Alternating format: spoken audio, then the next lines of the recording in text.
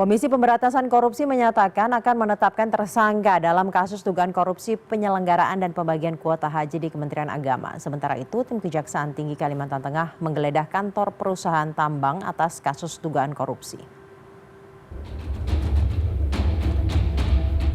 Komisi Pemberantasan Korupsi menyatakan akan menetapkan tersangka dalam kasus dugaan korupsi penyelenggaraan dan pembagian kuota haji di Kementerian Agama. Deputi Penindakan dan Eksekusi KPK Asep Guntur Rahayu mengatakan pengumuman resmi nama tersangka akan disampaikan dalam waktu dekat. Sejumlah pihak telah diperiksa KPK, mulai dari mantan Menteri Agama Yakut Kholil Koumas, pihak swasta, hingga pihak travel umroh. Kasus ini muncul atas dugaan penyimpangan pembagian 20.000 kuota haji tambahan yang diberikan pemerintah Arab Saudi pada 2024. Sesuai aturan, kuota itu harusnya dibagi 92% untuk jemaah reguler dan 8% untuk jemaah khusus. Namun praktiknya, pembagian dilakukan rata, masing-masing 50% untuk jemaah reguler dan 50% untuk jemaah khusus. Kapan ini ditetapkan tersangkanya? Dalam waktu dekat? Ya, Mas Yus ya. Pokoknya dalam waktu dekat, nanti dikabarkan ya. Pasti dikonversikan. Ini dipantengi saja. Sudah ada beberapa calonnya, Pak? Calonnya ya ada.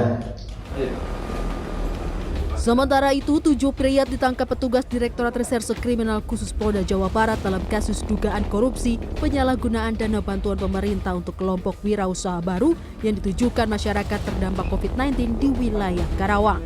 Modus yang dilakukan para tersangka sengaja membuat dokumen usulan fiktif untuk mendapatkan dana bantuan dari Kementerian Ketenagakerjaan. Para tersangka memasukkan data dan mengelabui masyarakat petani untuk selanjutnya menguasai uang bantuan bagi 50 kelompok wirausaha yang nilainya mencapai 1,9 miliar rupiah. Dana yang seharusnya diterima masyarakat selanjutnya dialihkan para tersangka untuk kepentingan pribadi. Para tersangka dijerat dengan Undang-Undang Tindak Pidana Korupsi dengan ancaman hukuman maksimal 20 tahun penjara serta denda maksimal hingga 1 miliar rupiah. Jadi yang harusnya mendapatkan bantuan ini ada sekitar 1.000 orang.